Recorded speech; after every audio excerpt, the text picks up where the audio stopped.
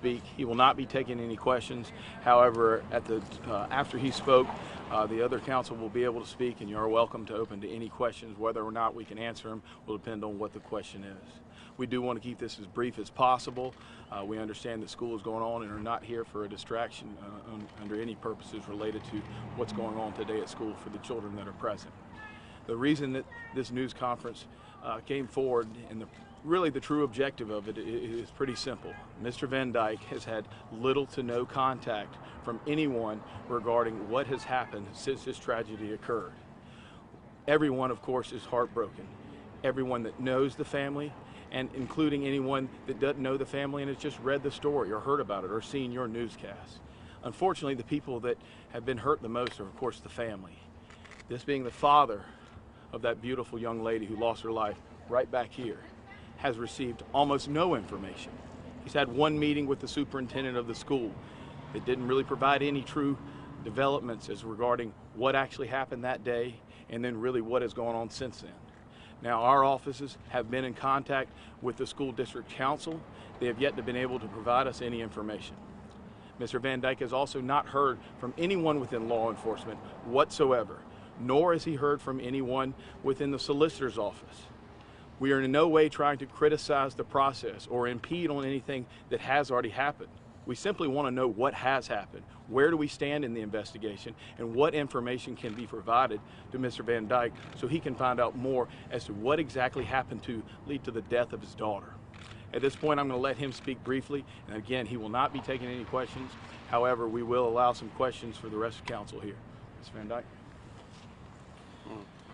My name is Jermaine Van Dyke, and I'm here today looking for justice for my daughter.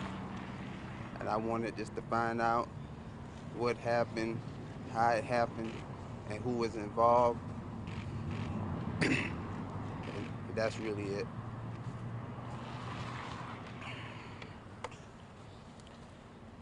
A couple quick questions. We'll be happy to answer as many as we can. How did the father learn of his daughter's death? It's a very good question.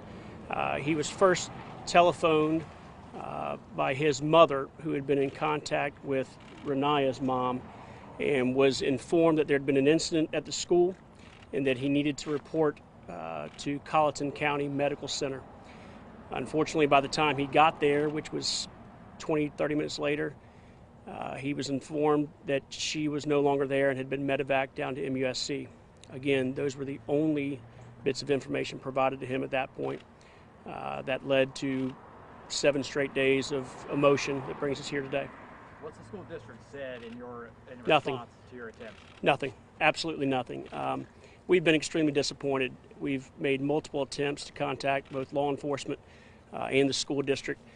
We heard late Friday evening from the attorney for the school district that was brought on board. Unfortunately, he didn't have many answers. And through no fault of his own, the superintendent and the school district simply has failed to provide any. When was the last time Jermaine saw RaNiya? They've been involved, extremely involved in each other's lives.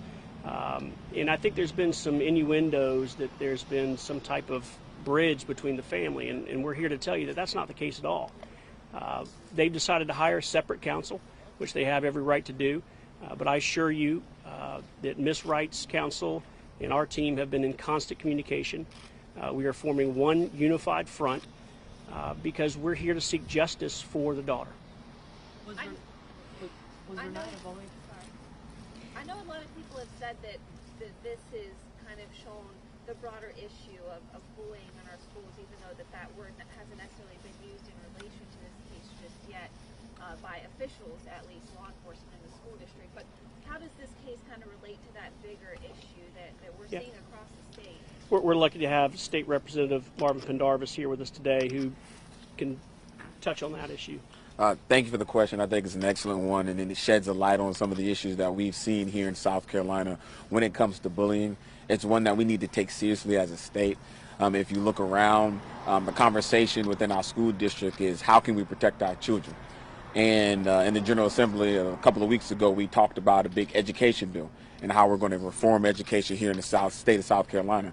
And one of the things that came out of that conversation is exactly what we want to do in putting different counselors in each of the schools. In fact, the governor wanted to put $2.2 million towards having mental health counselors. Why do I say that?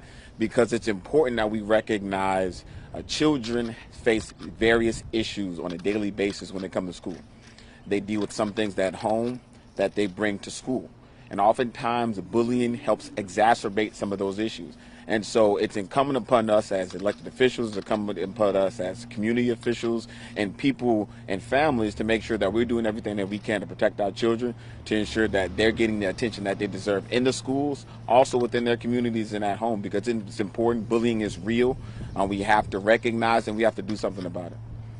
I don't know if you can speak to this or not, but had there been issues leading up to this event? We have spoken with the teacher that was in the class that day, a week ago today. We've also spoken with a few parents of the school children, and we are still compiling information. We're still gathering the results of our investigation, but it's been made pretty clear to us that there's been a pattern of behavior over the last really 4 or 5 years. Some may reference it as bullying. I'm a little hesitant to label it as that at this point in time, but again, it would be fair to say that the school was on notice that there were some altercations occurring on a very regular basis between individuals in this specific classroom. Is the family wanting to see charges filed? We don't take a position on that. Mr. Van Dyke is more concerned about burying his daughter Wednesday at noon, right around the corner. Last week was primarily about who, what, when, why. Can we get answers? Can we get, the justice that we deserve for RaNiya? Can we figure out who was involved and what decisions were made and who was on notice and what duties were violated? And that's fine for last week's topic. I think next week's topic will be, where do we go from here? Can we get those answers? Does litigation ensue as a result of? But for this week's purpose, we look back to over 250 years ago when two brothers from Charleston came to this small town to try to get away from the disease that was going on in Charleston. They tried to bring their one daughter to heal. And the Walter brothers established Walterboro, the front porch of the Low Country, to be the place to come to heal. And that's what this week needs to be about. This week needs to be about the community coming together in an effort to heal. Justice will be served. Mr. Van Dyke gives you his word. Ms. Wright gives you her word. Justice will be served. But this week, let's all come together and heal on behalf of RaNiya. Would Jermaine just tell us a little bit about his daughter for those who have never met her? We'll get there at some point. We'll get there. You spoke with a teacher who was in the classroom. Is it known at this point whether the teacher was indeed in the classroom during the incident? Again, we'll get there. We've spoken with her at length. We got to be careful because we don't want to influence any type of investigation. We want to assist in the investigation. So we presented her to the appropriate people, and she'll make a statement at some point. Can you say and spell your name for us, sir? Pepper. Last name is Mark. First name Mark, M-A-R-K. Last name Pepper, P-E-P-E-R. Mr. Pepper, what's the most important question left unanswered here? Really, how and why? How and why? And I think Ms. Wright and Mr. Van Dyke deserve those answers, don't you? As Mr. Van All right. Dyke has said, and as Thank you all very much. We'll be back in touch. We really appreciate all the community support. Thank you.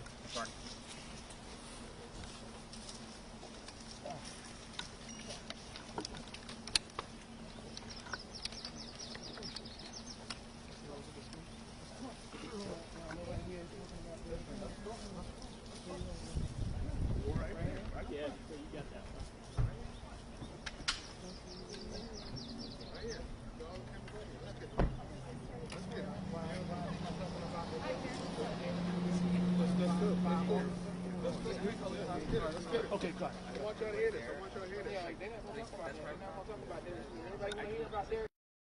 A memorial has been announced for the 10-year-old RaNiya Wright.